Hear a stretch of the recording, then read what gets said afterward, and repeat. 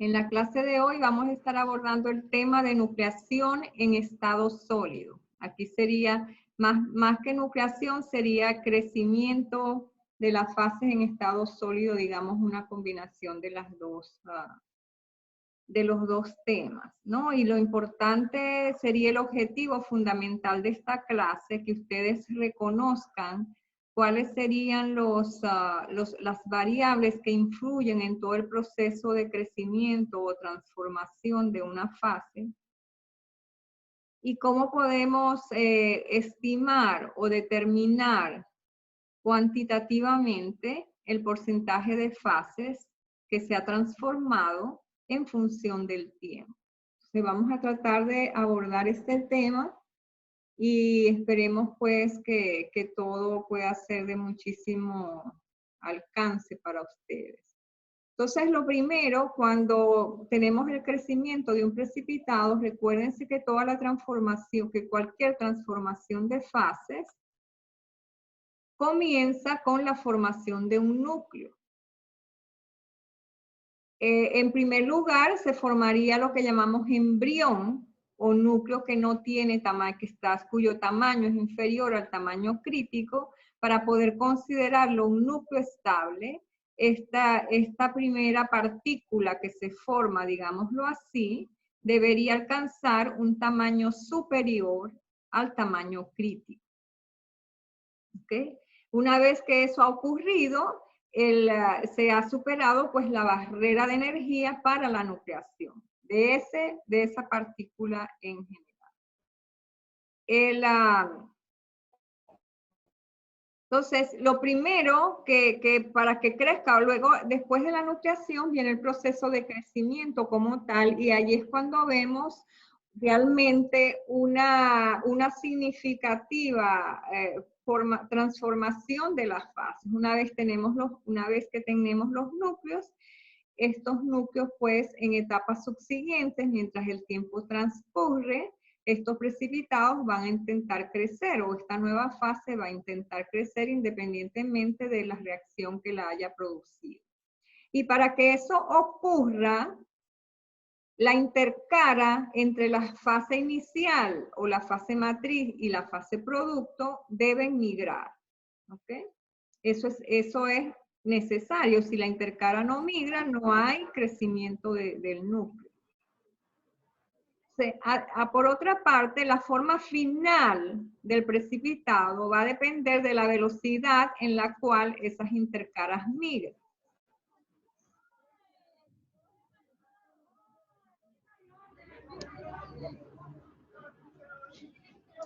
¿Pasa algo?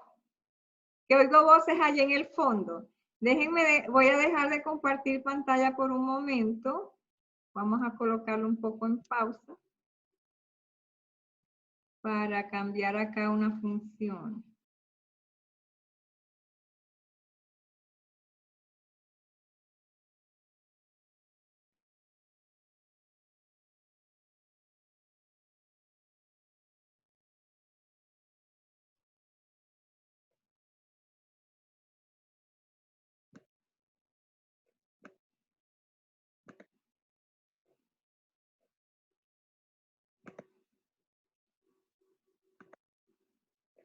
Bien, sigamos entonces. Disculpen por la interrupción. Decíamos que la movilidad de la intercara va a ser algo importante para definir finalmente cuál sería la forma del precipitado y cómo el precipitado va a crecer, si va a crecer mucho o va a crecer poco. Acuérdense que cuando tenemos un precipitado puede ser completamente esférico o puede ser que no. Entonces, si no es completamente esférico, pues puede tener intercaras que un lado sea coherente, otro lado sea semicoherente, uno incoherente, etc. Entonces, la forma final que va a tener ese precipitado va a estar definido por la velocidad de la migración de las intercaras que lo conforman. Y por un lado, pues las intercaras semicoherentes, tanto coherentes como semicoherentes, ustedes saben que tiene baja movilidad. Y las semicoherentes pues migran por mecanismo de escalones, que fue lo que vimos en la clase de solidificación cuando veíamos las distintas formas en que se formaban los cristales desde el estado líquido. El mismo mecanismo. Se forman escalones y de esa manera pues el precipitado tiene mayores posibilidades de crecer. Y por último, las intercaras incoherentes pues son las más móviles. Recuérdense la estructura de una intercara incoherente, es una estructura abierta, tiene muchos defectos, allí la difusión puede ocurrir fácilmente. Quiero acotar que todo lo que estamos viendo hasta ahora y lo que sería en sí mismo la precipitación son procesos gobernados por difusión. Y para todos los procesos que ocurren por difusión, el movimiento atómico pues juega un papel fundamental en todo este proceso de crecimiento. Por favor, si tienen alguna pregunta, abren sus micrófonos y me hacen la pregunta y ahí pues podemos aclarar algún tipo de dudas que ustedes se les presenten en el desarrollo de la clase, pues, en algún punto en particular. Entonces, por ejemplo, si tenemos un precipitado que está en su etapa de gestación, ya formando un núcleo, y tiene un tamaño, un volumen B crítico, lo que quiere decir que sus radios R crítico tienen pues un tamaño pequeño. Luego en una etapa subsiguiente, en un tiempo T más delta T, ese núcleo pues va a crecer y ya pasaría de este tamaño a tener un tamaño más grande. ¿Okay? Y finalmente, pues, a un tiempo más largo, pues él va a crecer aún más. Y al final, fíjense que va a tener esta forma. Entonces vemos que este precipitado está conformado por dos tipos de intercara. Una intercara que es plana, que es la horizontal, y una intercara acá curva, que sería la B. ¿Okay? Esta intercara B sería una intercara incoherente, y la intercara A pues tiene cierta coherencia, hay cierta coherencia en esa intercara entre las fases matriz y la fase producto. Entonces,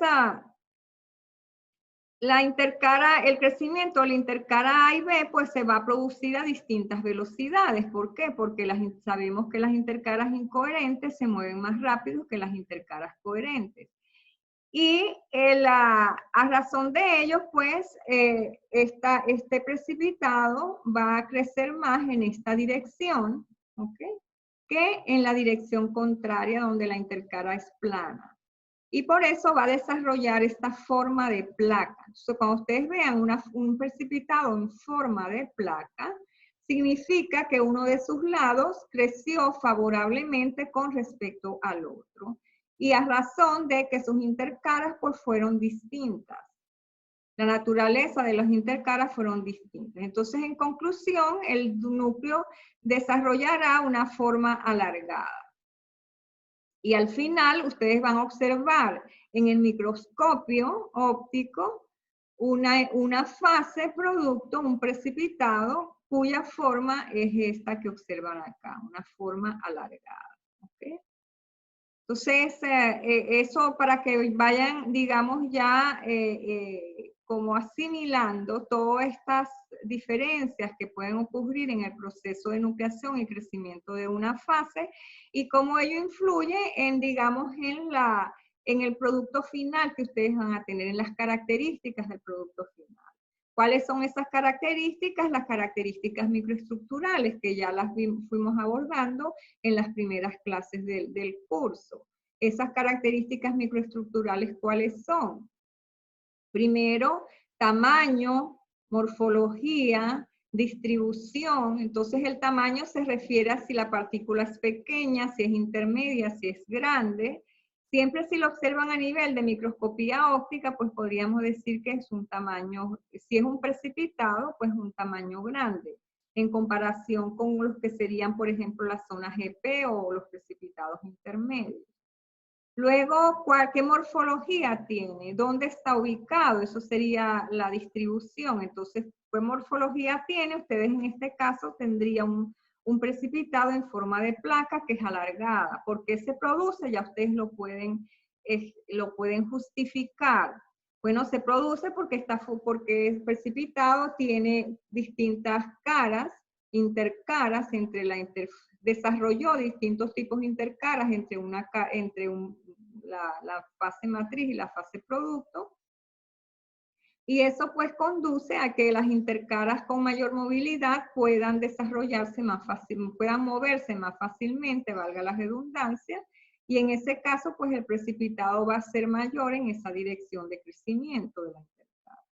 ¿Okay? Entonces, recuerden que las características microestructurales las definíamos como tamaño, distribución, morfología y porcentajes de fase. Entonces, todo eso ustedes lo pueden determinar de una microestructura. Si tenemos una microestructura de una sola fase, entonces allí pues podríamos determinar básicamente lo que es tamaño de grano. No determinamos básicamente más nada porque hay una sola fase. Cuando hay más de una fase podemos hablar sobre distribución de fases. Okay. Podemos hablar sobre el porcentaje de cada una de esas fases en la microestructura. Podemos hablar de su morfología. Cuando es una sola fase, por ejemplo, cuando tenemos la transformación de austenita a ferrita o de hierro gamma a hierro alfa, en donde no hay otro componente, sino que es unario, el sistema, es decir, formado por un solo elemento, allí solo vamos a ver pues tamaños de grano, no vamos a ver más nada. No habría una segunda fase que describir. Entonces vamos a ver cómo sería el crecimiento de estas intercaras incoherentes. Acá tenemos lo que sería el precipitado. Aquí vamos a ver en la parte de abajo el perfil de concentración del elemento soluto de B a lo largo de una distancia, es decir, en B y alfa. Sabemos que la composición de B siempre es mucho mayor. Entonces vamos a considerar para ello, pues,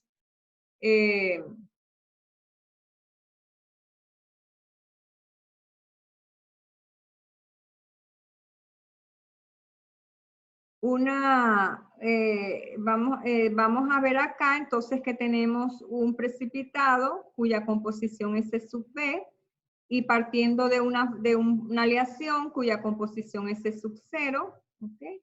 Y vamos a asumir que al ser una intercara incoherente, el perfil de concentración es controlado por la difusión y que se va a alcanzar la composición de equilibrio. ¿Okay? Es decir, los átomos los átomos de B pueden migrar fácilmente desde alfa hasta beta y localmente frente a la intercara, que sería esta, vamos a alcanzar una concentración de equilibrio justo acá donde está la intercara. Lejos de la intercara vamos a tener un perfil de concentración hasta una cierta distancia. Esta distancia desde aquí hasta acá sería la distancia de difusión y de aquí hacia acá pues tendríamos una composición de alfa igual a la composición original C. Entonces vamos a tener alfa con una variante en su composición que vendría dada por este perfil de composición que vemos acá, que no es más que la composición en función de la distancia. Y esta intercara pues se va a mover a una cierta velocidad d. En la medida que esa velocidad se mueva, en la medida en que esa velocidad sea mayor, la intercara se moverá más rápidamente y el precipitado beta crecerá.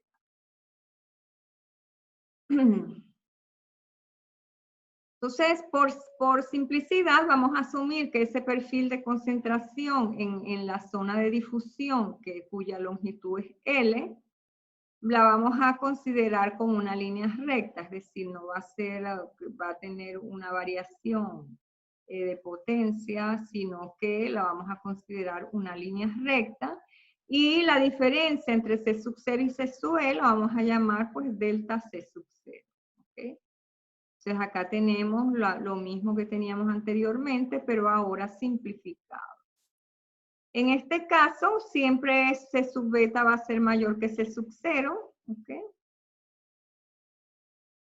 Y la velocidad de crecimiento va a depender pues del gradiente de concentración. El gradiente de concentración no es más que la variación de concentración respecto a X, que sería la distancia.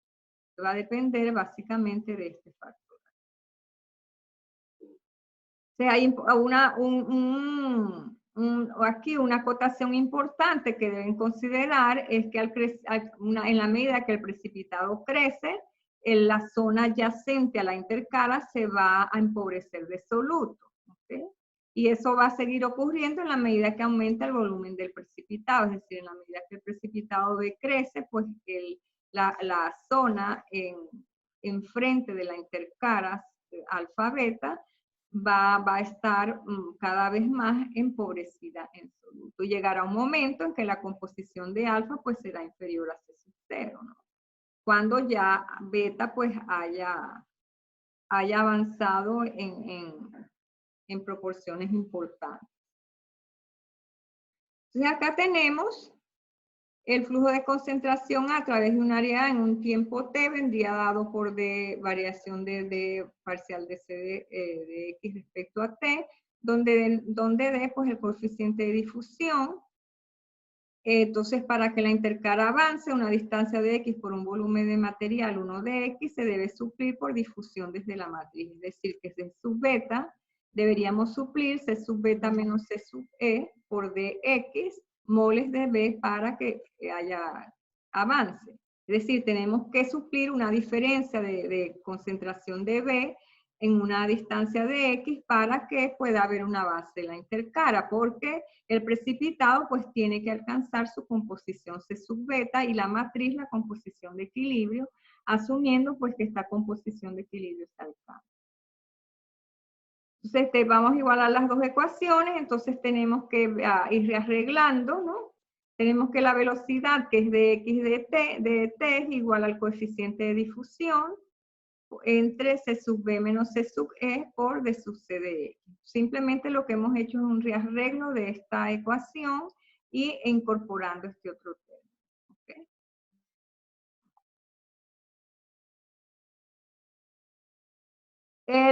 Por otro lado, de este gráfico podemos determinar lo que sería el perfil de concentración o la pendiente de esta curva, que es igual a C sub 0 menos C sub E entre la distancia que sería L. ¿Okay?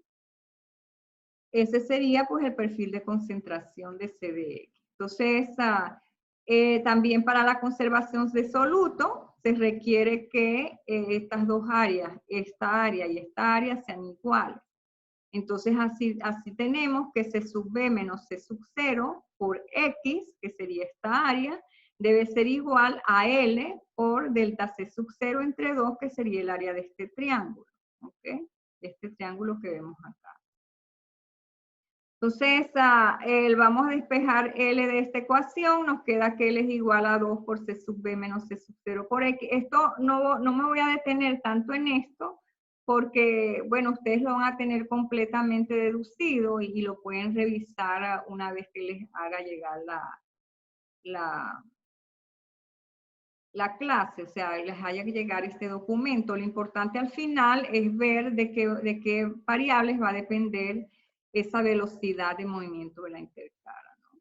Entonces, si luego ustedes lo analizan con detenimiento y hay algo que no comprenden todavía, yo se los puedo aclarar en otro momento. Inclusive ahorita, pues si hay algo en lo que no me siguen, no lo están entendiendo, por favor indiquen. Entonces acá simplemente sustituyendo este valor de L en esta ecuación, vamos a tener que la variación de C de concentración respecto de X o el perfil de concentración va a ser igual a esta relación, ¿no? Entonces ustedes si quieren háganlo para que vean que van a llegar a esto mismo y pues van a tener que eso va a ser igual a delta C sub 0 al cuadrado 2C sub beta menos C sub 0 por X. Esto no tiene mayor complejidad, ¿ok? Entonces vamos a sustituir esa ecuación, la que acabamos de mostrar, en esta otra, y así pues podemos determinar lo que sería la velocidad de movimiento de esa intercala. Entonces, ¿de qué variables importantes depende la intercara? ¿De qué variables experimentales? Va a depender principalmente de la temperatura que está involucrada acá en el coeficiente de difusión y va a depender de la sobresaturación, que no es más que delta C sub 0 al cuadrado. ¿Okay? Entonces, esto es importante porque mientras, digamos,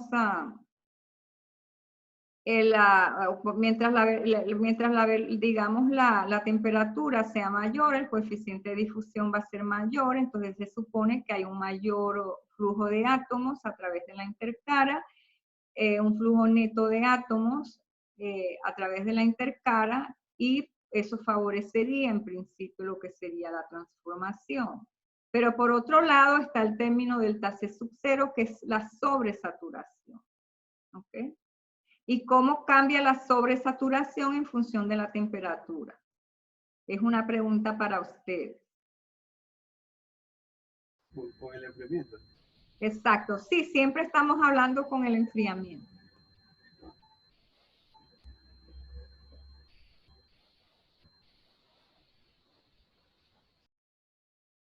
¿Cómo cambia? O sea, el enfriamiento es más rápido, se va a tener mayor saturación, creo. Perdón. Es más inestable la fase. Exacto, entonces, esto, aquí pasó algo, ya, espérense. Con el enfriamiento,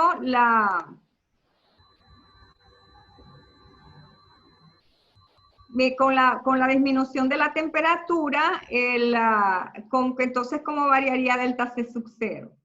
¿Va a ser mayor o va a ser menor? Con la disminución de la temperatura. Acuérdense que cuando hablamos de estas transformaciones, yo doy digamos, por tácito de que es durante el enfriamiento, ¿ok?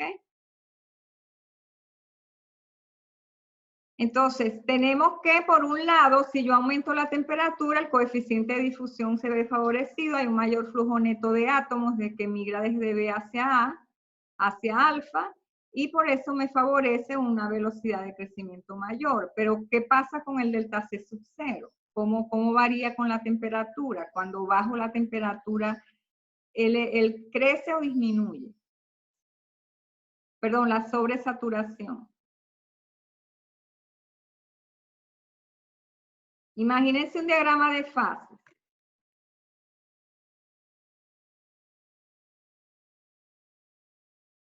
Vamos a salir de compartir pantalla por un momento. Disminuiría. Vamos a compartir pantalla por un momento para que lo veamos. ¿Ok?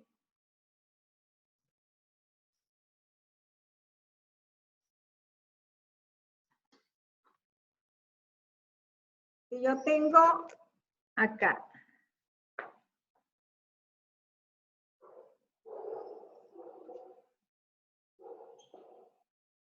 el diagrama de fase.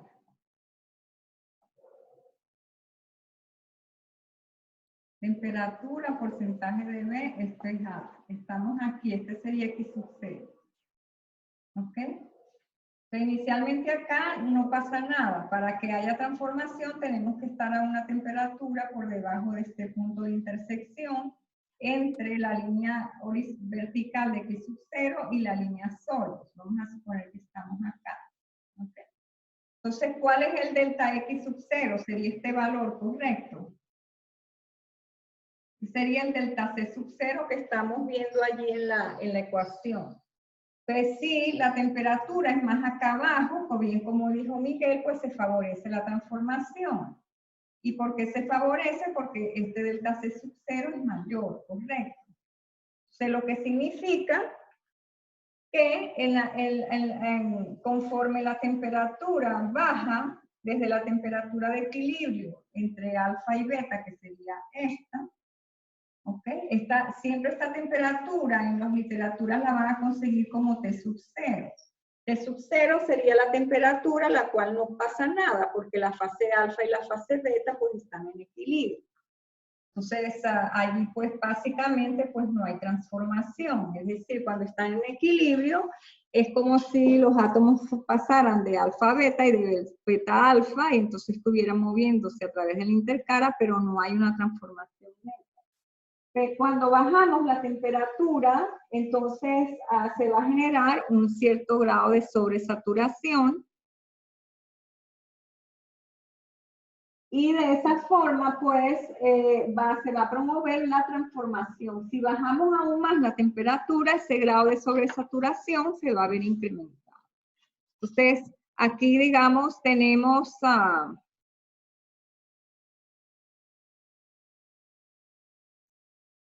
tenemos dos factores que cambian de manera distinta con la temperatura, ¿correcto? Eso es importante que ustedes lo vayan asimilando y que ya yo se los he mostrado en la clase anterior cuando veíamos cómo variaba la velocidad de nucleación en función de la temperatura, que no era pues una línea ascendente completa siempre, sino que tenía una etapa de crecimiento y una etapa de disminución en función de la temperatura. ¿Okay? Entonces la velocidad va a variar con la temperatura, se favorecería porque favorece el coeficiente de difusión, pero a la vez está restringida por lo que sería el delta C sub 0 al cuadrado. Es decir, que ese crecimiento o ese aumento de la velocidad va a ocurrir hasta una cierta cantidad. Eso lo vamos a estar abordando más en detalle ahorita. Por ejemplo, aquí tenemos el diagrama de equilibrio. Cómo influye la composición también es un factor importante. Si tenemos aleaciones con dos composiciones distintas, por ejemplo, la aleación 1, que tiene una composición X1, y la aleación 2 con una composición de B de X2, ¿ok? Entonces vamos a ver cómo ellas cambiarían en cuanto a la transformación. Vemos, por ejemplo, que la aleación de composición X1, su velocidad de movimiento de la intercara sería esta. Con respecto a la que tiene mayor concentración de soluto, o sea, mayor porcentaje de B, la velocidad de movimiento de la intercara es mucho mayor en función de la temperatura. ¿Okay? En este caso, X sería velocidad de movimiento del intercara, o puede ser D a la 1 medio, o puede ser delta X, como ustedes, o sea, se puede colocar aquí en X distintas unidades. Fíjense por qué la velocidad de movimiento del intercara en X1 es mucho menor. Bueno, porque acá para una temperatura determinada, el factor de sobresaturación es bajo. ¿Okay? Es bajo. Entonces, al principio, para temperaturas elevadas, como vemos, por ejemplo, vamos a suponer que queremos medir la velocidad a esta temperatura. Entonces vemos que a esta temperatura el gradiente de soluto es este pedacito de acá. Vamos a ver si podemos marcar o anotar. Bueno, no importa. Acá tenemos este gradiente de soluto, lo cual me genera una velocidad baja, ¿no? Y luego hay una temperatura a la cual esa velocidad es máxima, que estaría, por ejemplo, aquí. A esta temperatura para la aleación X1, la velocidad máxima estaría a una temperatura que pudiéramos medir acá si tuviéramos los valores de T. Pero para temperaturas más bajas que ello ya comienza a bajar otra vez, porque a pesar de que la concentración de soluto va incrementando, en este caso pues la difusión se ve más restringida. Y recuérdense que la difusión atómica pues es un factor influyente en alta intensidad en todo lo que serían estas transformaciones de fase. Igualmente, cuando tenemos una composición mayor, una aleación de composición mayor, va a tener el mismo comportamiento que para la aleación X1, de composición X1, pero la velocidad de crecimiento de la intercara va a ser muchísimo mayor. ¿Okay? Entonces aquí vemos como los términos, por ejemplo, del coeficiente de difusión a la 1/2 se incrementa con el incremento de la temperatura, ¿ok? Pero a su vez el delta X se incrementa con la disminución de la temperatura. O sea, donde esas dos líneas se crucen, ahí tendríamos una velocidad de crecimiento de las intercaras que sería max.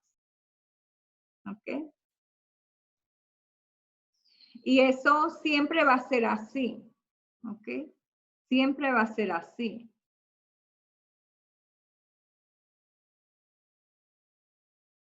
O sea, acá simplemente está un resumen de lo que les acabo de mencionar sobre lo que serían las conclusiones más importantes de, de estos dos experimentos que acabamos de demostrar con dos aleaciones de composiciones distintas. Entonces aquí lo que se está variando no es más que la sobresaturación, ¿ok? Que el delta X. Y de entrada, si una aleación tiene una composición de menor que otra, pues la que tiene composición mayor, en ese caso va a tener una mayor sobresaturación a una temperatura determinada. Y eso favorece la transformación. Ahora, cuando están, digamos, dos precipitados creciendo, que están uno cerca de otro, la difusión en alfa va a ir en este sentido, es decir, si este es alfa, los átomos de B se mueven desde alfa hacia acá, y para este precipitado, pues los átomos de B se mueven en esta dirección. Entonces llegará un momento en que ya fíjense que acá, por ejemplo, la composición C sub 0 ha bajado, y llegará un momento en que ya aquí entre estos dos precipitados la fase alfa no tiene un gradiente de composición, sino que el gradiente pues ha alcanzado la composición de equilibrio. O sea, sino que la composición en toda esta distancia es la composición de equilibrio. En el momento que eso ocurra, pues el precipitado ya no crece más. Ya no crece más por difusión de átomos hacia él. Entonces, luego en etapas posteriores, eso no quiere decir que el precipitado, su tamaño se va a mantener estático.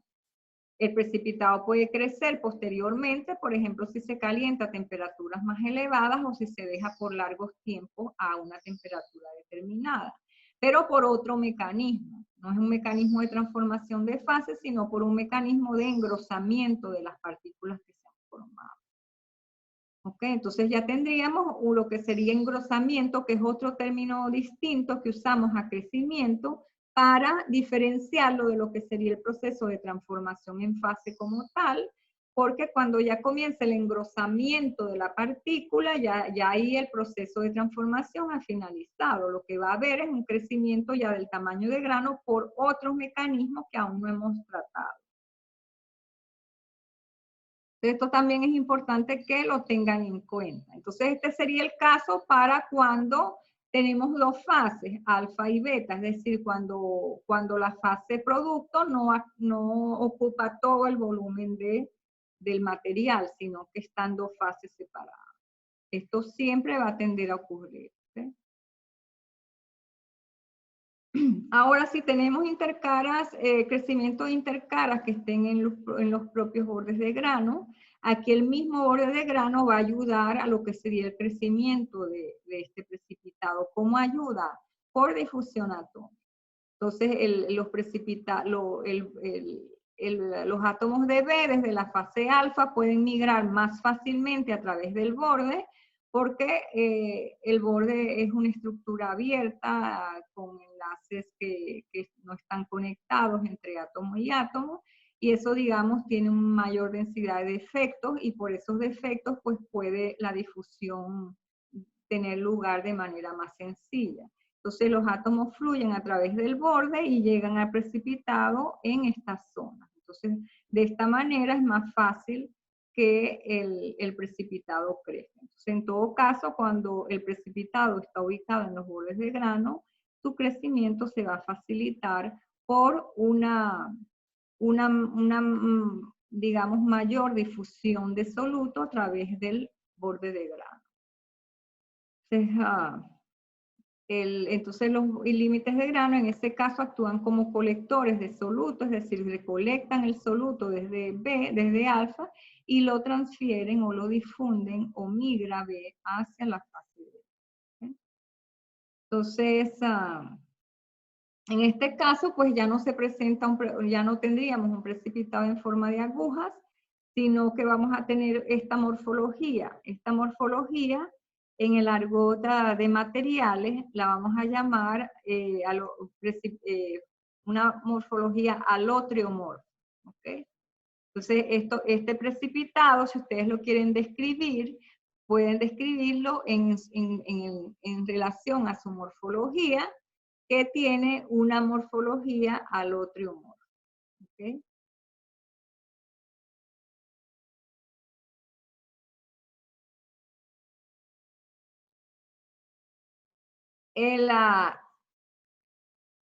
Asimismo, fíjense que esta es otra morfología importante. Ya yo se las mencioné antes. Esta morfología se llama morfología Widmann-Staten y como ven acá, digamos, si este fuese el borde de grano, vamos a suponer que cada uno de estos es un grano. Este es un grano, este es otro grano. ¿Ok? Vamos a suponer que este grano inicial sea de austenita y se está transformando a ferrita BCC. En este grano, el crecimiento comenzó con ferrita alotriomórfica, es decir, adoptó una forma alotriomórfica, pero este enfriamiento es un enfriamiento continuo. Entonces, a bajas temperaturas, esta intercara, que inicialmente era alotriomórfica y venía creciendo el precipitado con morfología alotriomórfica, mejor dicho, desarrolla, digamos, una protuberancia que va a crecer rápidamente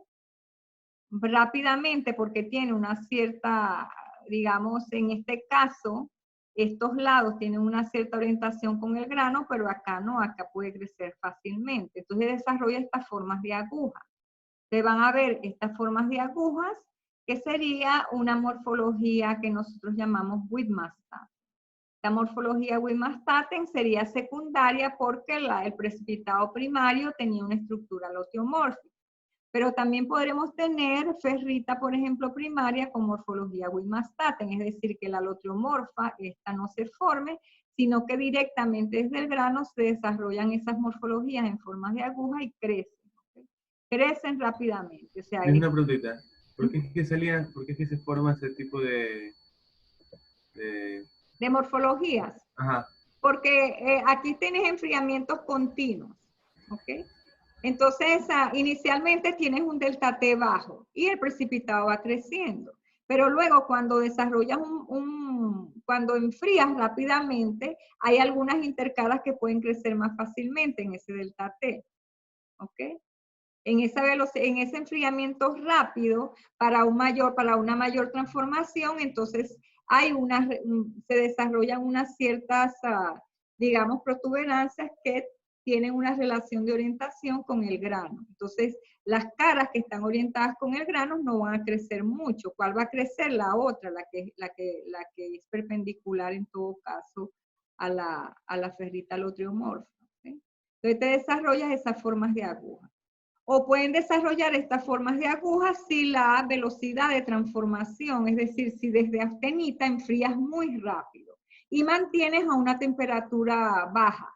En ese caso va a crecer las fases que tengan más facilidades de crecer y las que tengan cierta coherencia no van a crecer. Entonces, estos lados que serían con cierta coherencia o semicoherencia no crecen, van a crecer la punta nada más. ¿Ok? La que tenga mayor facilidad de movimiento, vamos a decirle así, de la industria. Gracias. De nada. Te vas a tener, eso lo encuentras comúnmente. Ahora cuando veamos las microestructuras vas a ver cómo se forman, cómo podríamos observar este tipo de transformación. Entonces lo que pasa, bueno, es que aquí pues el radio de curvatura es distinto y se favorece mayor su crecimiento.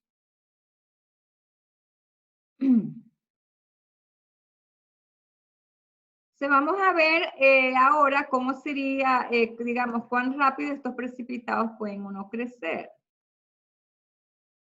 Vamos a tratar el caso, que es un caso simple, que es la transformación de hierro gamma a hierro alfa. Nosotros sabemos que el hierro gamma es estable hasta 940 grados. Entonces, inicialmente vamos a hacer un experimento en que lo calentamos hasta 1000 grados. Cuando la temperatura se baje por debajo de 940, ya gamma no sería estable. La fase estable allí sería alfa. Es decir, a 940 grados centígrados, alfa y gamma se encuentran en equilibrio. Por debajo de 940, alfa es la fase estable y por encima de 940 grados, gamma es la fase estable. Entonces vamos a hacer un experimento de tipo isotérmico con esto, ¿no? Entonces en este caso, por ejemplo, bajamos la temperatura desde 1000 grados, por ejemplo, hasta 700 grados y lo mantenemos. Porque el tratamiento va a ser isotérmico. Si vamos a hacer un experimento isotérmico, manteniendo a temperaturas distintas. Vamos a suponer que la primera sea unos 700 grados y a 700 grados pues la fase estable es alfa. Entonces la pregunta que nos haríamos, y es lo que nos interesa saber, ¿cuánto tiempo tardará la austenita para transformarse bien sea un 10, 20, 30 o 100%? ¿No? Entonces, ¿de qué va a depender eso? Va a depender de dos factores. Primero se tienen que formar los núcleos, ¿no? Primero se forman los núcleos de ferrita, entonces va a depender de cuán rápido esos núcleos se forman. ¿Okay? Y de cuán rápido esos núcleos crezcan. Y lo otro, ¿cuántos núcleos van a existir? ¿Son poquitos, son muchos, son un montón? Entonces, van a depender de estos dos factores importantes, cuántos núcleos existen y que están creciendo en un momento determinado, en cuán rápido los núcleos de los núcleos de ferrita van a crecer. Entonces, por ejemplo, cuán rápido los núcleos crecen. Acá tenemos una imagen esquemática de lo que sería la transformación. Estos granos, todo lo que vemos acá delimitado en colores, serían granos de austenita. Todo el amarillo es austenita, el verde es austenita, el rosado es austenita, todos son austenitas. La única diferencia entre ellos es que tienen diferentes relaciones de orientación cristalográfica. Y allí vamos a tener en los bordes, en los diferentes sitios de nucleación, un núcleo, el rojito.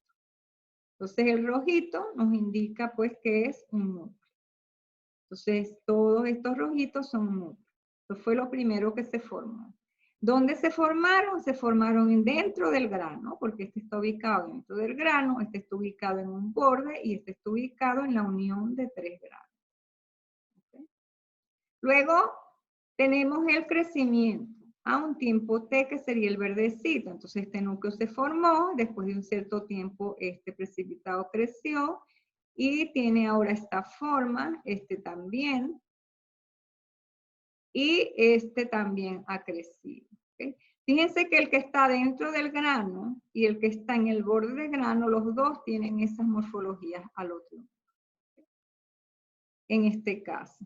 Luego, para un tiempo T más delta T, ahora ha crecido otro poquito más. ¿Okay?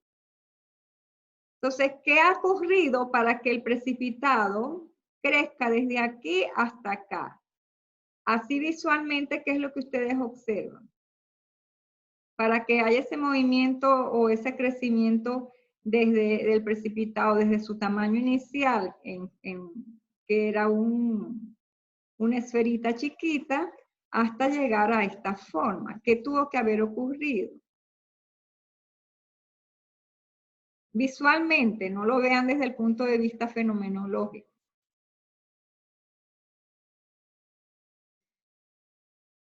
¿Qué ocurrió?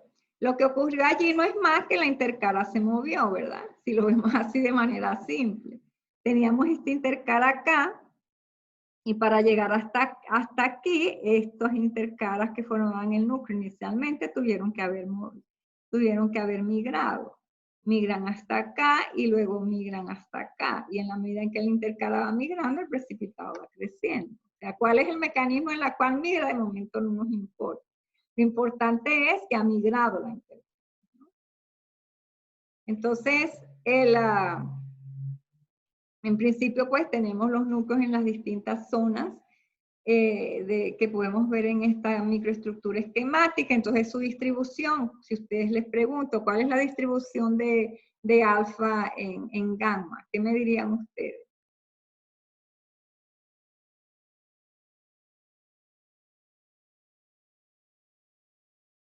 ¿Dónde se encuentra alfa? Ubicado.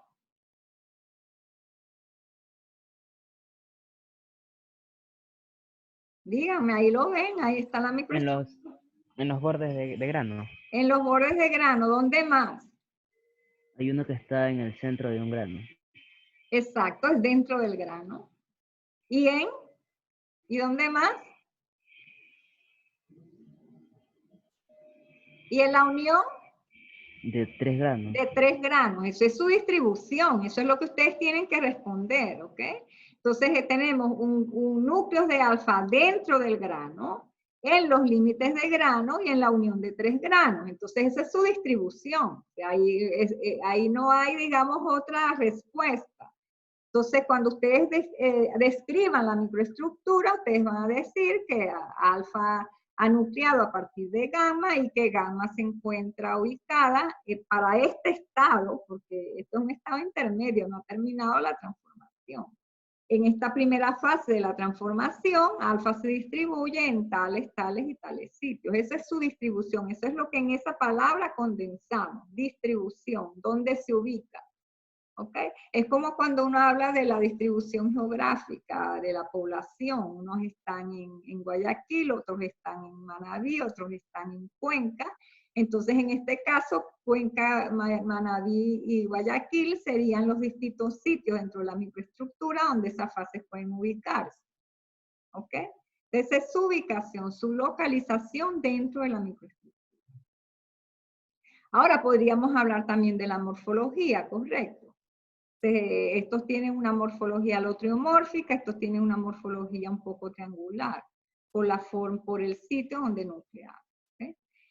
Y además, debemos decir que después de un tiempo T, pues han nucleado cierta cantidad y después de un tiempo T más delta T han crecido un poco más.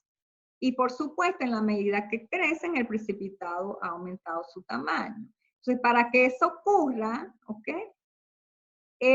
Para que se transforme, porque cuando esto va creciendo, ¿qué es lo que está ocurriendo? No está ocurriendo otra cosa que gamma que se está transformando a alfa, es decir, en la medida en que el porcentaje de alfa se incremente, el porcentaje de gamma se va disminuyendo. Entonces, gamma se está transformando a esta otra fase alfa. Entonces, para que esa transformación tenga lugar o la velocidad a la cual esa transformación ocurre, va a depender de cuán rápido o cuán lento la intercara se mueva, la intercara entre las fases, es decir, cuán rápido esta intercara que inicialmente formaba el núcleo se va a desplazar en función del tiempo. ¿Okay? Eso es un factor pues bien importante y es la primera condición para que ocurra la transformación, que la intercara se desplace. Entonces, ¿qué determina ahora? Ahora sí, desde el punto de vista fenomenológico, desde el punto de vista de por qué la intercara migra, pues ustedes ya también deberían estar en capacidad de responder. ¿Qué determina la velocidad de movimiento de la intercara? Desde el punto de vista fenomenológico, sin recurrir todavía a su formulación matemática.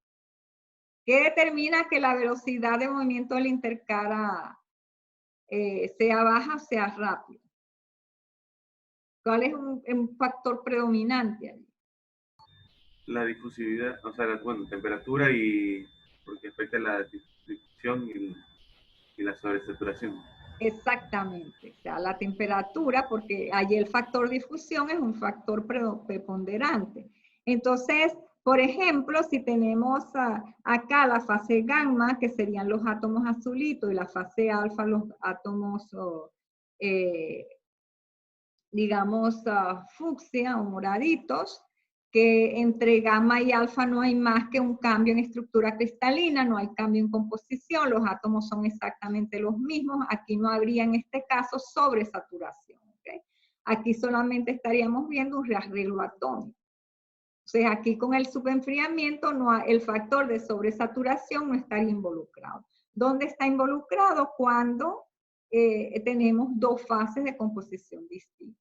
Ahí sí el factor de sobresaturación, entonces comienza a intervenir también. Pero en este caso en particular, lo que determina la migración de la intercara es cuán rápido o cuán pequeño o grande sea el flujo neto de átomos desde gamma hacia alfa. Por ejemplo, acá tenemos la fase gamma, como les digo, cuyos átomos han sido coloreados en azul, simplemente para denotar una distribución cristalográfica distinta con respecto a la fase alfa, que tiene otra distribución atómica o una estructura cristalina distinta. Sabemos que la fase gamma tiene una estructura FCC y la fase alfa, ¿qué estructura tiene?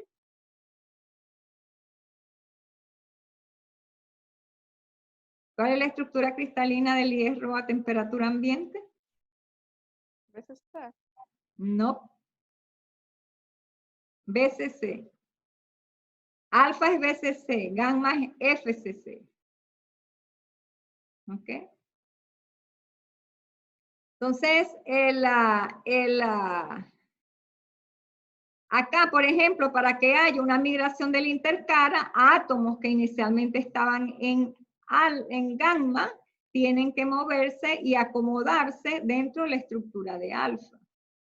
Entonces, por ejemplo, aquí hay un sitio vacante, aquí pudiera haber un sitio vacante, aquí hay otro, aquí hay otro. Acuérdense que la difusión en este caso es el mismo tipo de átomos, la difusión es sustitucional, digamos, perdón, no es por, perdón, la difusión es por vacancias, ¿ok? No es por intersticio.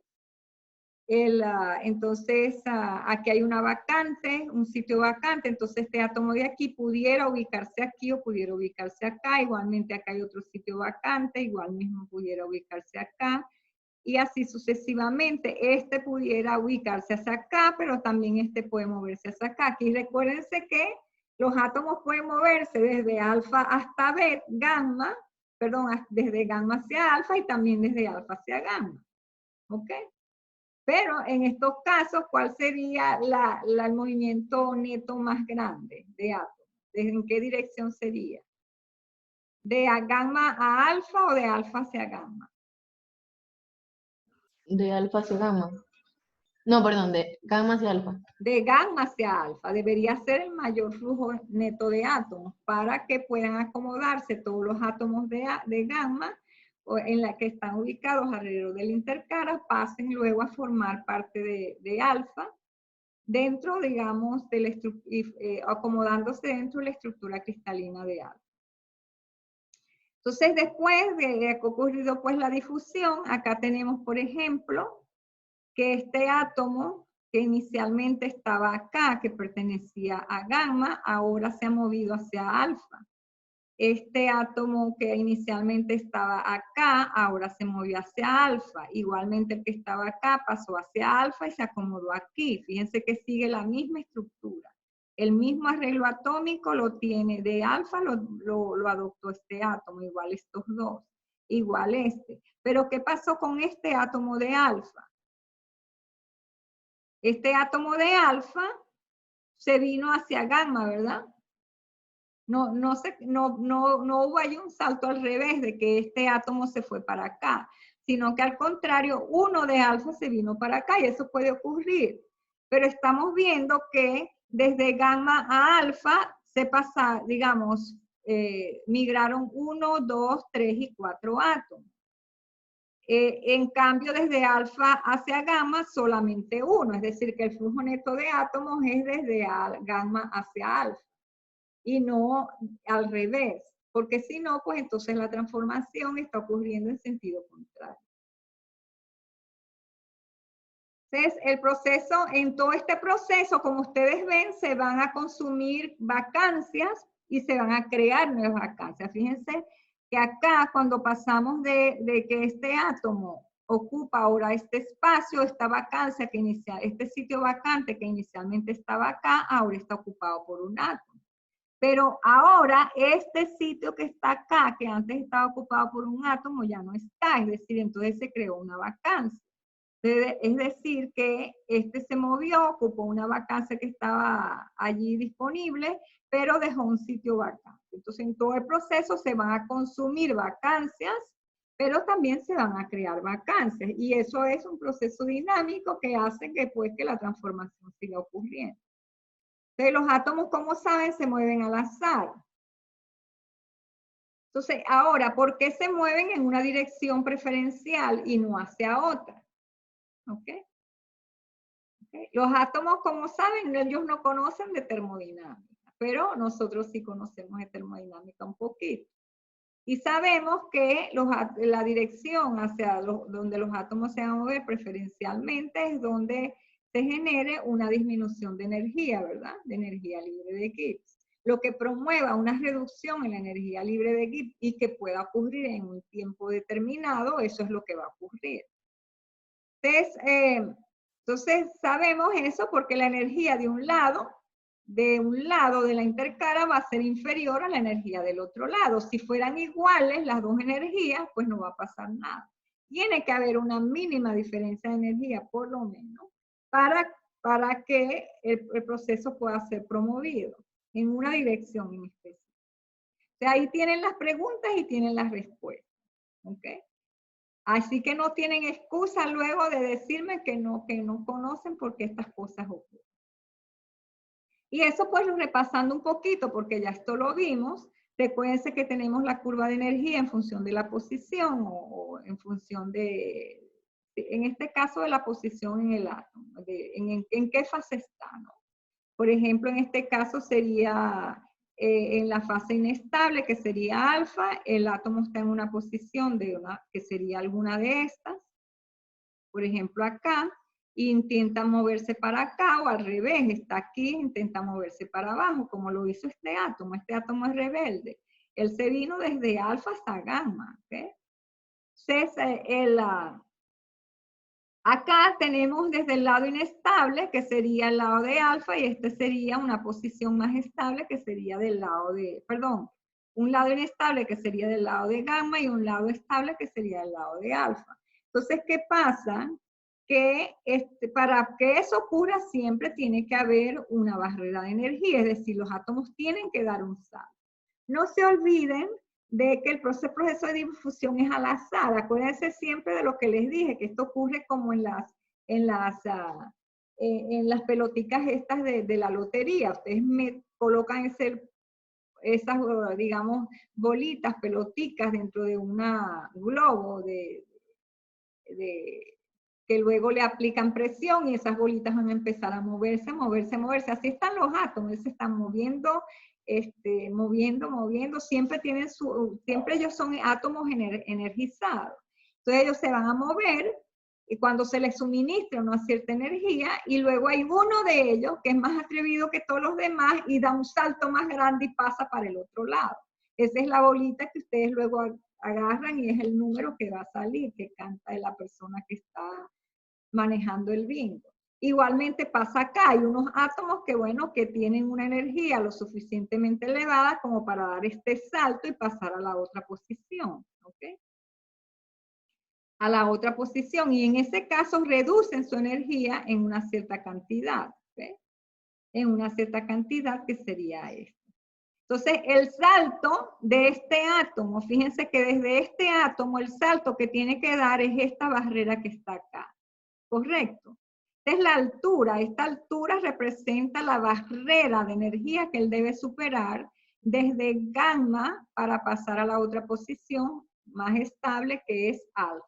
Y en ese proceso la energía se ha reducido a un delta E, que no es más que E2 menos E1. Entonces, este delta E es lo que se ha reducido. Entonces, se ha reducido la energía del sistema en un delta E. ¿Okay? Ahora, ¿qué pasa al revés? Como les digo que este átomo de acá es un poco rebelde, ¿no? Él es bastante energético. Ahora, para este átomo que está en alfa y pasar a gamma, él tiene que superar una barrera aún mayor. Fíjense que en esta posición, este átomo supera esta barrera. Pero para este átomo que está en alfa, pasar para este lado tiene que superar esta barrera mucho más grande. ¿Ok? Y por eso es más fácil que la migración se dé en este sentido, ¿no? Porque la barrera de energía es menor. Y además se genera una reducción de energía. Si es al revés, la energía va a incrementar una cierta cantidad, entonces termodinámicamente no es favorable. Por eso, digamos, no quiere decir que el flujo de átomos sea siempre de gamma alfa todo el tiempo. También desde alfa hacia gamma se están produciendo algún movimiento atómico, pero comparado con el que viene ocurriendo en la dirección de gamma hacia alfa, pues es muchísimo menor. Entonces, el flujo neto de átomos va a ser desde gamma hacia alfa. ¿Ok? Entonces, como ven, de acuerdo a esto, los átomos pueden saltar desde derecha a izquierda o de izquierda a derecha, en ambos sentidos. Pero, ¿cuál va a ser el más estable? ¿No? El que viene desde la izquierda hacia la derecha. Ese va a ser el que va a tener mayores probabilidades de éxito porque su barrera de energía es menor. Entonces, imagínense que quieren subir dos montañas, una que está más bajita y otra que está más alta. Entonces, por supuesto, la que está más bajita es mucho más fácil de llegarla y bajarla.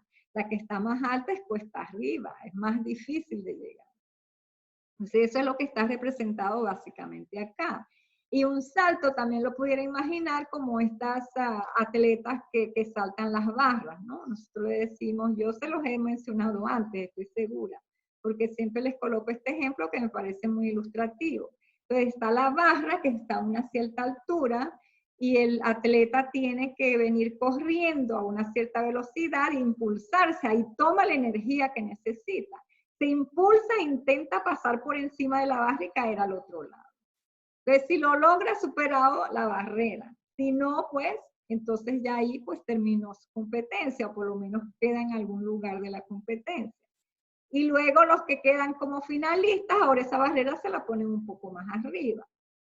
Y bueno, hasta que hay el osado, el más osado de todos, que logra, que está más preparado tanto física como mentalmente para superar esa prueba tan dura o tan complicada. Ustedes se imaginan lo que es saltar una barrera que está a más de 1 metro, 2 metros de altura.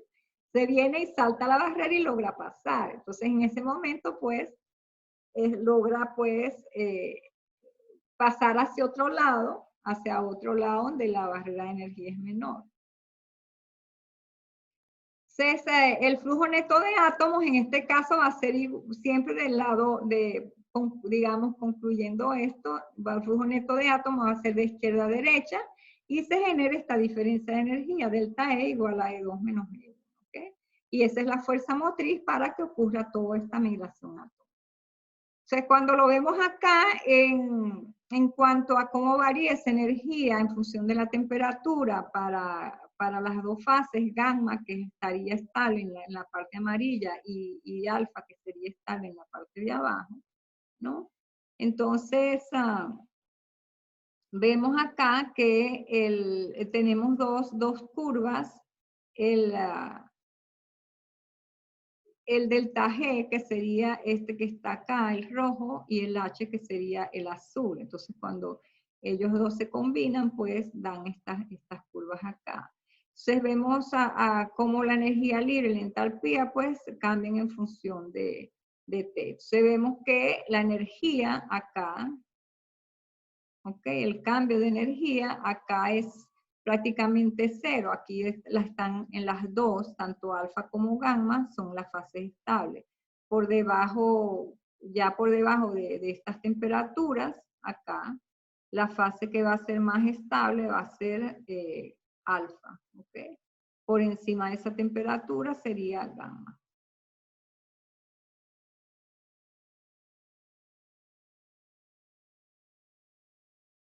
Entonces, la diferencia de energía, es importante que la diferencia de energía entre ambas va a hacerse cada vez mayor en la medida en que la temperatura se disminuya. ¿Por qué? Bueno, porque la fase alfa es la más estable. Y vemos que la diferencia de energía es pequeña a la temperatura A3, que sería esta. Esta es la temperatura A3. A la A3 prácticamente la diferencia de energía es 0. A3 en el diagrama de fases es la línea, cuando estamos en A0, es la línea que viene bajando, es la que delimita la separación entre gamma y gamma alfa, ¿okay? Gamma más alfa. Recuérdense que tienen un campo gamma que es grande y luego tienen un campo, imagínense que este es el diagrama hierro-carbono, un poco, digamos, exagerado.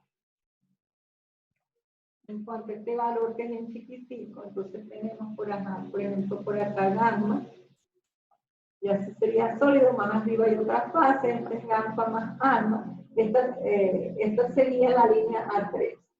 ¿Okay? Y estamos justamente en este punto, porque estamos tratando el caso que tenemos hierro puro. Entonces aquí sería 940 grados. ¿Ok? Entonces por encima de 940 existe gamma, por debajo de 940 existe A. Este sería A3 para los aceros.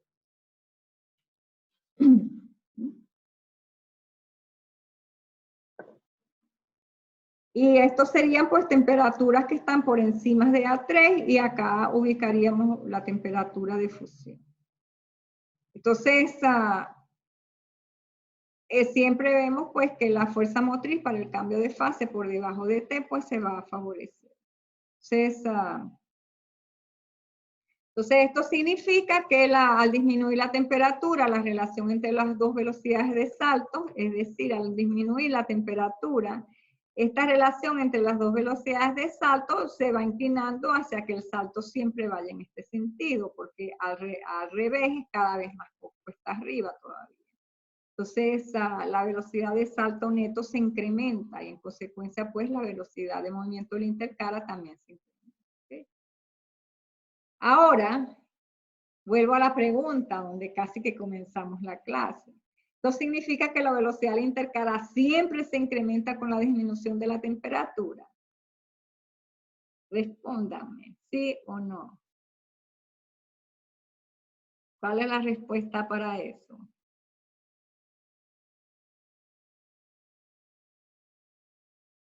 Siempre la velocidad del intercara se incrementa con la disminución de la temperatura.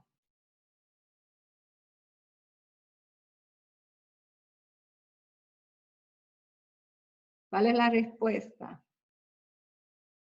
¿Sí o no? Ya me deberían contestar sin pensarlo.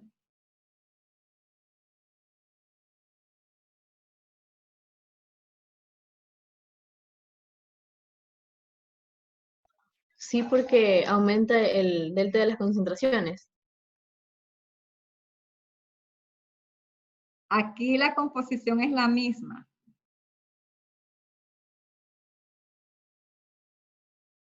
Pero aplica en general.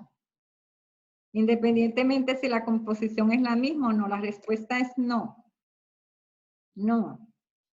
Acuérdense, recuerden, no se les puede olvidar que siempre hay un factor de difusión. Y el factor de difusión es preponderante en todos estos procesos. Cuando tenemos una elevada temperatura, el factor de difusión es elevado, pero la fuerza motriz es pequeña. ¿Por qué? Porque el delta T es pequeño. Recuerden esa parte, ¿no? Cuando bajamos la temperatura, el delta T es grande, ¿ok? Y entonces la fuerza motriz para la transformación es mucho mayor. Porque estamos en el campo de la fase estable. Entonces, mientras más alejados estemos de la fase inestable, más fácil va a ser la transformación. ¿Ok? Pero eso ocurre hasta una cierta cantidad. El delta T juega hasta un cierto punto. Porque luego de allí, ¿cuál es el que va a jugar? ¿Cuál es el que determina la velocidad con la cual el proceso ocurre? La difusión. O sea, que hay dos cosas que se están contraponiendo. Si están a altas temperaturas, la difusión es muy favorable, pero tienen una fuerza motriz pequeña, que sería el delta T. Si estamos a temperaturas muy bajas, tenemos un gran delta T, una fuerza motriz muy grande, ¿ok? El delta T, que sería, pero la difusión es muy pequeña, es desfavorable. Entonces, no siempre la intercara va a incrementar, la velocidad de la intercara va a incrementar con la disminución de la temperatura. Va a incrementar hasta un cierto punto. No se les olvide la curva que viene así con la temperatura. Esta es la temperatura y esta es la velocidad. Aumenta hasta un punto y luego baja. ¿Ok? Entonces, a altas temperaturas, la fuerza motriz determina el proceso. La velocidad de movimiento de la intercara, en este caso se incrementa, ¿ok? En el caso de temperaturas elevadas. O sea, temperaturas elevadas hasta un cierto punto. A temperaturas muy bajas, el salto atómico gobierna el proceso. La velocidad de movimiento de la intercara se disminuye. O sea, ¿qué les quiero decir con esto? A altas temperaturas, la fuerza motriz determina el proceso. Pero cuando estoy hablando de altas temperaturas, no es aquí, es altas temperaturas que estoy por acá, ¿ok? Es decir, que usted, la disminución en todo caso de la temperatura, porque aquí aquí ni siquiera es altas temperaturas, lo que tenemos que decir es a altos delta T, ¿ok? A cierto delta T, la fuerza motriz determina el proceso, ¿ok? Y la velocidad de la intercara se incrementa, que sería esto que tenemos acá, ¿ok? Entonces tenemos temperaturas, la velocidad acá se incrementa, pero fíjense cuál temperatura les estoy hablando. Es una temperatura que está alejada de la temperatura de transformación gamma alfa. Es decir, cuando yo les digo alto no me van a ir para acá. Cuando yo les digo altas temperaturas es que estoy por un delta T grande, o sea, estoy por aquí abajo, donde alfa es la fase estable, ¿ok? Y a bajas temperaturas cuando estoy muy por debajo, ¿ok? Y son muy altos delta T. No sé si esto les queda claro o los confunde, díganme. Entonces allí la difusión atómica es muy, como les digo, muy pequeñita. Entonces allí no puede haber difusión. Y por eso pues el proceso se retrasa. Entonces tiene que haber un compromiso entre lo que sería la fuerza motriz y lo que sería la difusión como tal. ¿Ok? Entonces, ajá.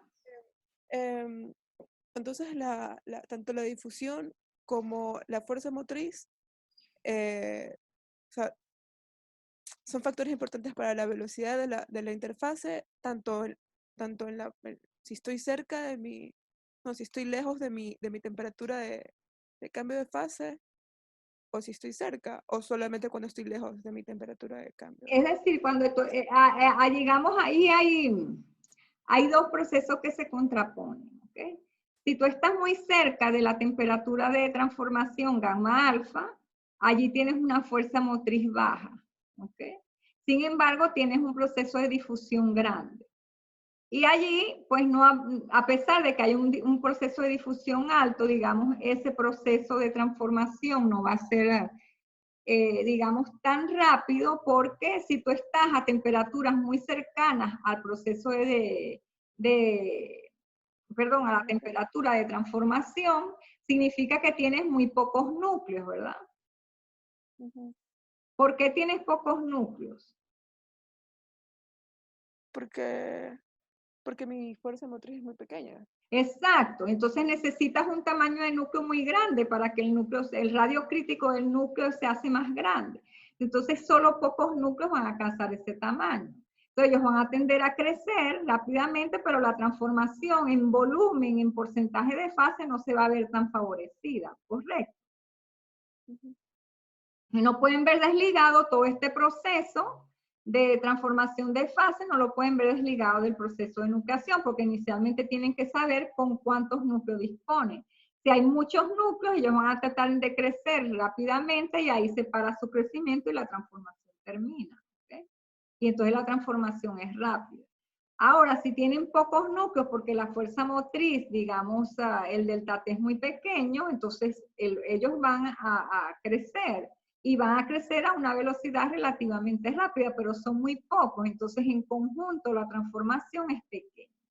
Entonces, para que la transformación sea significativa, deben tener inicialmente muchos núcleos donde lo logran a velocidad, a temperatura que están más abajo de la temperatura de transformación, es decir, a delta T grande.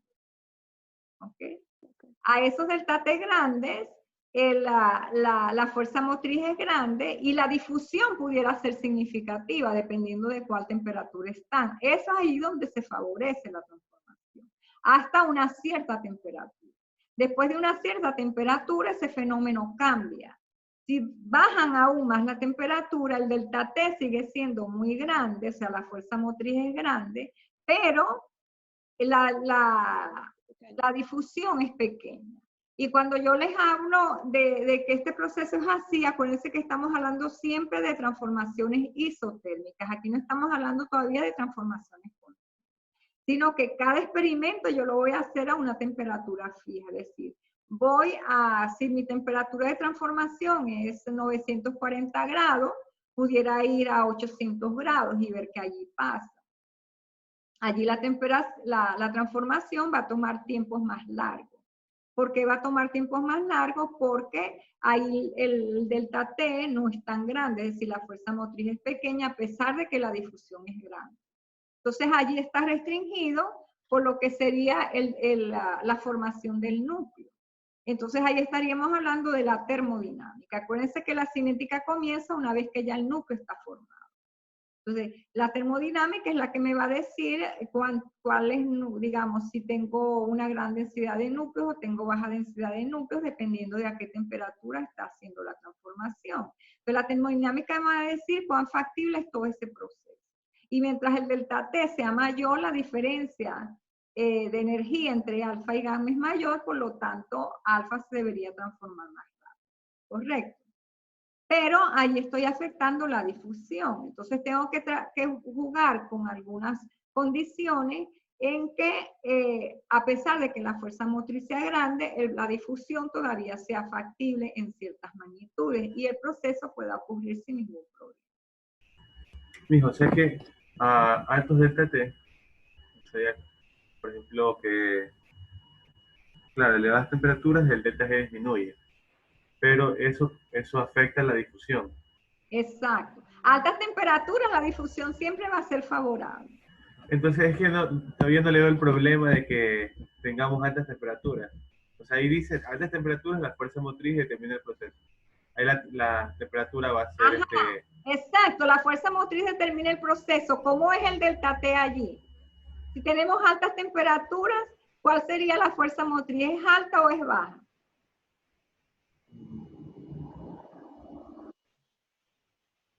Sería baja el delta. Baja, exacto, sería baja, ¿verdad? ¿Y eso no es bueno? No, no es bueno. Tienes que tener una fuerza motriz elevada para que la transformación ocurra. Porque si tú estás a altas temperaturas, estás por aquí. Entonces la diferencia de energía es muy pequeña entre alfa y beta. Entonces entre gamma y alfa. Entonces aquí no se favorece tanto la transformación. ¿Dónde la vas a favorecer? Cuando estés por aquí abajo.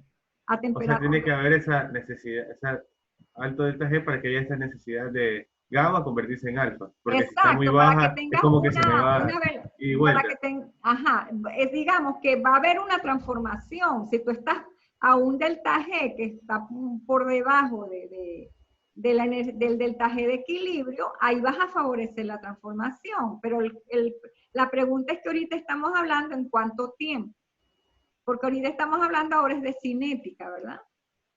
O sea, la transformación es posible, pero la pregunta es cuán rápido va a ocurrir. ¿Ok? Entonces, si tú estás a temperaturas altas, sí, la velocidad de movimiento del intercara va a ser alta. ¿Ok? O mejor dicho, aquí la difusión va a ser alta, más que la velocidad de movimiento. La difusión va a ser alta y por lo tanto la intercara va a tratar de moverse. Pero tienes muy pocos núcleos.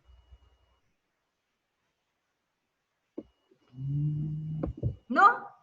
Si tienes un T que esté muy por aquí, no vas a tener muchos núcleos. Porque si tienes un delta T muy pequeño, ¿cómo es el radio crítico? Si volvemos acá. Imagínate que esto sea el radio crítico, ya que no estamos hablando de posición de átomos, sino que esto sea el radio crítico. Si tengo una temperatura que esté muy cercana a la temperatura de transformación, ese delta T es chiquitico, ¿verdad? Es como si estuviera por acá. Entonces ese delta T es chiquitico. Y si ese delta T es chiquitico, acuérdense que el radio crítico depende del delta T, ¿verdad? Si el delta T es muy chiquitico, es inversamente proporcional al delta T, el radio arterisco. Si el delta T es muy chiquito, el radio arterisco es muy grande, ¿verdad?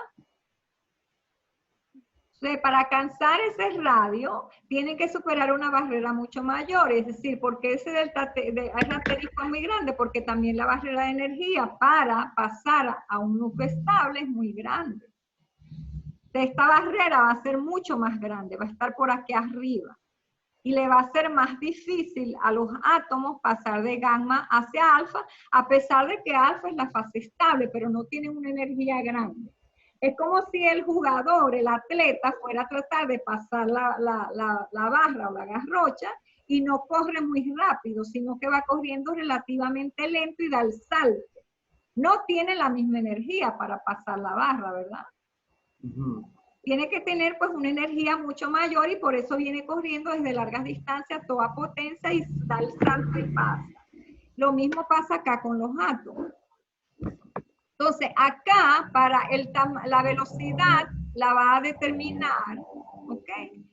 La fuerza motriz es la que va a determinar el proceso. ¿Y cuál determina el proceso? El que sea más lento. Entonces, aquí digamos, el que retrasa el proceso, es lo que quiere decir esto, es la fuerza motriz, ¿ok? El que retrasa el proceso a altas temperaturas es la fuerza motriz, que es baja. ¿Por qué? La difusión es rápida, o sea, mientras más elevada sea la temperatura, la difusión es más rápida, ¿cierto? Y cuando bajamos la temperatura, ahora, ¿cuál es la que controla el proceso? La que gobierna el proceso es la difusión atómica. ¿Por qué lo gobierna? Porque es la más lenta. Entonces, siempre el proceso más lento es el que va a gobernar la transformación. ¿Ok?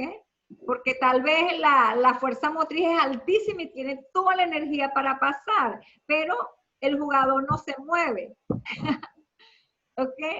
Porque en esas condiciones no puede moverse, ¿entiendes? Sí. Ok, entonces por eso es que hay digamos, ese juego entre esas dos variables. Entonces, la velocidad del intercara va a ser máxima a temperaturas intermedias, ni muy altas ni muy bajas. Porque a muy altas, la fuerza motriz es baja y es la que controla el proceso. A muy bajas temperaturas, la difusión es baja y es la que controla el proceso. Entonces, ellas dos contribuyen de alguna manera hasta una cierta temperatura donde sería máxima la contribución de ambas y allí pues se da la velocidad máxima de crecimiento. Entonces, ¿cuántos núcleos hay? Sería la otra variable importante y eso es lo que acabamos de adelantar, ¿no? Si tienes mucho más núcleos, pues entonces significa que el delta T ha sido alto, pero también tienes que ver a qué temperatura fue, si eso todavía es fácil la difusión o no es fácil la difusión. Entonces, la generación de núcleos es pequeña cerca de la temperatura de transformación y va a incrementar en la medida que la temperatura se baja. Pero eso es siempre así. La respuesta nuevamente es no. ¿Ok? No siempre. Si tú tienes una temperatura exageradamente baja, no va a haber nucleación. Es como si congelaras la fase de altas temperaturas a temperaturas bajas. ¿Por qué? Porque acuérdense que también para que haya la formación del núcleo, los átomos tienen que reagruparse y para reagruparse tienen que moverse. Y si están a temperaturas muy bajas, no se van a poder mover. O la movilidad es muy bajita, muy pequeña. Entonces, a las condiciones a las cuales se enfría, esa movilidad no se da. ¿Ok? Entonces, no siempre con la temperatura, con la disminución de la temperatura, vas a tener más núcleos. Todo es relativo. Entonces, resumiendo, lo vemos acá, ¿ok? Tenemos velocidad de la intercara por un lado y temperatura por otro. En la medida que la temperatura es muy alta, esa velocidad de la intercara se reduce. ¿Por qué se reduce? Porque allí la fuerza motriz es muy pequeña. Si tienes temperaturas muy pequeñas, la velocidad de intercala va a ser pequeña. ¿Por qué va a ser pequeña? A baja temperatura. Ustedes me deberían explicar esta curva ahora. Por la difusión. Por la difusión, exactamente. Entonces, para bajas temperaturas, la difusión gobierna el proceso, por lo tanto, la velocidad va a ser muy pequeña. A altas temperaturas, la fuerza motriz la que gobierna, es decir, es la que es baja. Entonces, esa es la que controla de alguna manera el proceso y la velocidad del intercala es pequeña. Y a temperaturas intermedias habrá un punto donde ellas pues se intersectan y alrededor de esa intersección la velocidad de crecimiento va a ser más. Entonces, fíjense cómo sería la velocidad de salto. Aquí lo tienen esquemático. Y entre la velocidad de salto, lo que es lo mismo, la difusión, se incrementa con el incremento de la temperatura. Y fíjense que una vez que pasan este umbral de la máxima velocidad, se incrementa mucho más. La fuerza motriz, con la disminución de la temperatura, pues va en aumento para acá. Aumenta con la disminución de la temperatura. Y pues ellos contribuirán a una cierta temperatura para una velocidad de intercala más. ¿Ok? ¿De acuerdo? ¿Se entiende con este gráfico que sería el resumen de lo que les acabo de explicar? Oye, ya se nos fue la hora. La hora y cuarto que teníamos, pero aquí pues concluimos con esta parte. Esta curva sería el resumen de todo lo que les acabo de decir antes. Si entienden esta curva, que ahí se los coloco, inclusive está resumido. Acá tienen la velocidad de salto, la fuerza motriz, tienen velocidad de intercala y temperatura y cómo ella varía. Si entienden este gráfico van a entender todo lo que les expliqué antes. ¿Ok? ¿Este gráfico les queda claro? Entonces aquí tengo la velocidad de intercala aumenta con la disminución de la temperatura debido al incremento de la fuerza motriz y la velocidad de intercala disminuye con la disminución de la temperatura porque se reduce la velocidad de salto con la disminución de la temperatura. O sea, aquí tienen todos los dos factores contrarios. Entonces, ellos dos se unen para en un punto determinado contribuir a una velocidad más. ¿Okay? O sea, hasta aquí lo dejamos porque ya nos hemos pasado algunos minutos en la clase, ustedes ya tendrán otra. Y bueno, por favor vayan sobre eso, yo les voy a compartir la presentación en un momento para que la tengan y vayan repasando toda esta parte que es fundamental, para que ustedes fundamenten todo lo que observan a nivel de microscopía, ¿okay? A nivel de análisis microestructural. Si tienen alguna pregunta, pues podemos discutirla ahorita, si no, pues nos vemos el lunes en la próxima clase. Durante la semana, pues les estaré mandando algunas cositas y si no tienen alguna pregunta, pues nos vemos. Esto que les acabo de explicar aquí aplica para cualquier tipo de transformación que sea por difusión. ¿Ok? O sea que más que la temperatura, importa que tanto la velocidad y la fuerza motriz encuentren como que ambos estén en su punto de equilibrio, algo así. Exacto, ambos contribuyen, bueno, no en punto de equilibrio porque en realidad no se alcanza. Lo importante sería a qué temperatura ellos tienen una contribución importante a la velocidad de salto, a la velocidad de movimiento del intercala. ¿Okay? Es decir, a cuál temperatura tengo una fuerza motriz lo suficientemente alta, pero a la vez un cierto grado de difusión importante para el crecimiento del intercala severo. ¿Ok? ¿Cuál es esa temperatura intermedia? No es ni muy alta ni es ni muy baja, es un grado intermedio. ¿Ok? Ok, Miss. Ok, bueno, chévere. Bueno, nos vemos entonces el lunes, ¿sí? Hasta luego. Gracias, Miss. Gracias, Miss. Bueno, hasta luego, que tengan un excelente día. Igualmente.